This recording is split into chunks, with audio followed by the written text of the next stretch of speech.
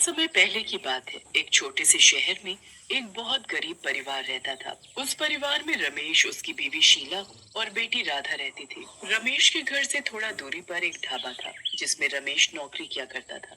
रमेश का काम वहाँ तंदूर पर नान बनाने का था। एक दिन जब रमेश तंदूर में नान लगा रहा था, तभी वहाँ उस ढाबे का मालिक आ जाता है। कल मेरे दोस्त विनोद के घर एक बहुत ही बड़ा फंक्शन है। उसे तुम्हारे हाथ के ही नान बनवाने हैं। वैसे उन्हें करीबन 200 लोगों का खाना बनवाना है, तो तुम सुबह ही वहाँ चले जाना। और तुम्हें जो ठीक लगे उसे साथ ले जाना, ठीक है? ये तो बहुत ही बढ़िया बात है। मैं बिल्कुल समय से वहाँ पहुँच जाऊंगा। मुझे तुम पर पूरा भरोसा है कि तुम अपना काम अच्छे से करोगे और मुझे शिकायत का कोई मौका नहीं दोगे। वो मेरा बहुत ही खास दोस्त है, तो बस खाने में कोई कमी नहीं रहनी चाहिए। और हाँ, कल के पैसे तुम्हें अलग से मिलेंगे।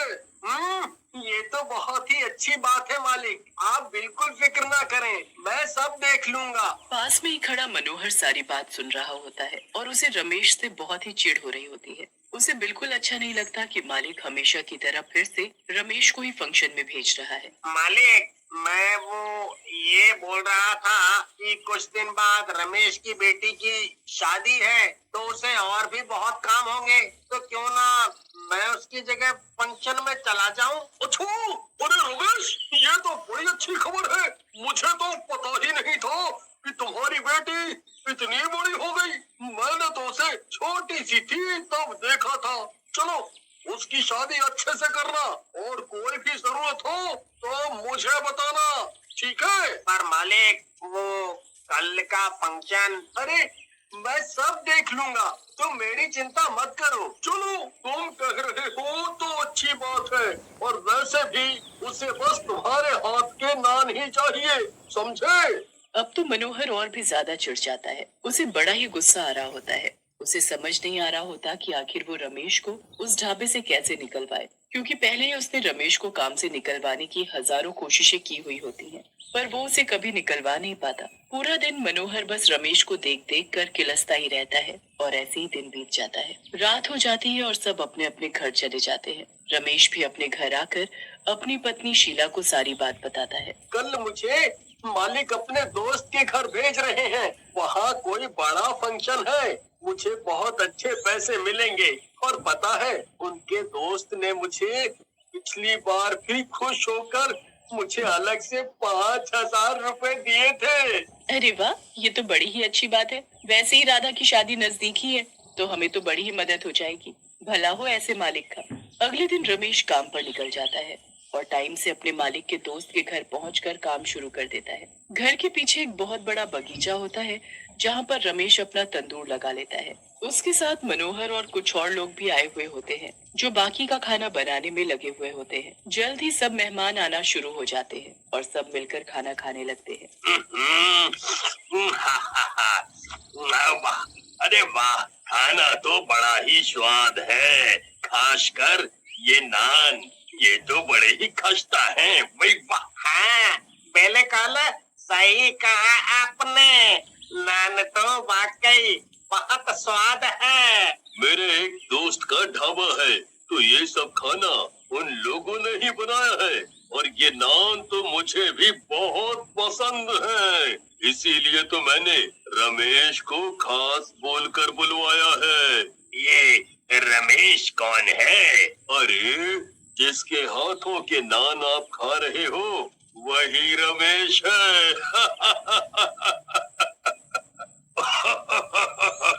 ओह, अच्छा अच्छा, अगले हफ्ते तो मेरी बहू का भी गोद भराई का फंक्शन है, तो मैं भी रमेश को ही बुलवाऊंगा। मनोहर वहीं आसपास ही खड़ा होता है और वो रमेश की इतनी तारीफ सुनकर बहुत ही आग बबूला हो जाता है। उसे बिल्कुल अच्छा नहीं लगता कि उसे तो कोई पूछ ही नहीं रहा और सब रमेश की तारीफ किए जा रहे हैं, पर वो कर भी तो क्या सकता था। काफी रात हो जाती है, सब मेहमान भी चले जाते हैं। उसके बाद सब खाना बनाने वाले भी अपने अपने घर निकलने लगते हैं। रमेश अभी भी अपने तंदूर में नान ही लगा रहा होता है कि अचानक पीछे से मनोहर आता है और रमेश को तंदूर में धक्का दे देता है। मनोहर इधर उधर देखने लगता है कि कोई देख तो नहीं रहा, और मौका देखते ही वो वहां से निकल लेता है। रमेश बेचारा तंदूर से निकलने की खूब कोशिश करता है, पर निकल ही नहीं पाता। वो धीरे धीरे तंदूर में जलकर मर ही जाता है। कुछ देर बाद जब सब लोग जा चुके होते हैं और विनोद रमेश को पैसे देने आता है, तो उसे रमेश कहीं नहीं दिखता। अरे ये रमेश कहाँ गया? मुझे काफी देर से दिखा भी नहीं।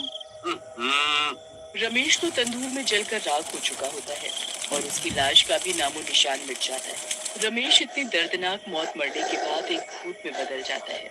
नहीं छोड़ूंगा तुझे मैं मनोहर, कभी नहीं छोड़ूंगा। तूने मेरे साथ बहुत बुरा किया है, मैं तुझसे बदला लेकर रहूंगा।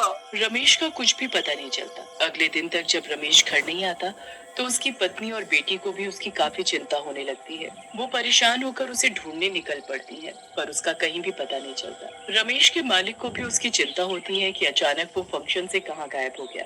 वो पुलिस में भी कंप्लेंट करता है, पर फिर भी रमेश का पता नहीं चलता। मालिक मनोहर को बुलाता है। देखो मनोहर, अब रमेश का तो कुछ पता चला नहीं कि वो अचानक कहाँ गायब हो गया है। तो अब से तंदूर में नान बनाने का काम तुम्हारा है। जी जी मालिक, मैं अच्छे से काम करूंगा। हाँ।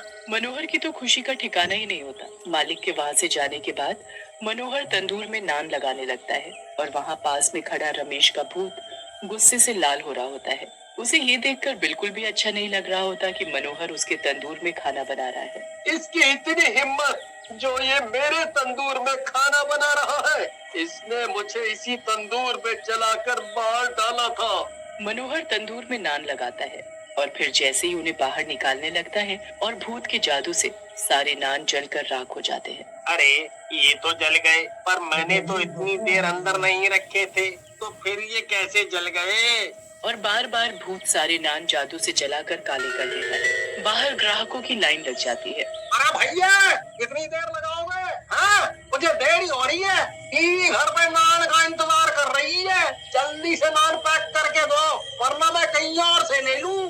नहीं, वो बस मैं अभी बनाकर देता हूँ। धीरे धीरे सब ग्राहक बिना खाना लिए ही वापस जाने लगते हैं। 3-4 दिनों तक यही सिलसिला चलता रहता है। ओहो, आखिर ये सब हो क्या रहा है? मनोहर, तुम्हारी वजह से मेरा कितना नुकसान हो रहा है। रमेश था तो मेरी कितनी अच्छी कमाई होती थी, पर तुमने तो हद ही कर दी। पर मालिक, वो पता नहीं कैसे। मालिक मनोहर को डांट ही रहा होता है कि वहाँ अचानक शीला आ जाती है और उनसे मदद मांगती है। अरे मैंने तो पहले ही रमेश को कहा ही था कि जो मदद करनी हो बता देना। खैर, अब जाने वो तो कहाँ चला गया है। और मैं राधा की शादी में अपने ढाबे के सभी लोगों को वहाँ मदद करने भेज दूंगा। शादी में खाने की कोई कमी नहीं होने दूंगा।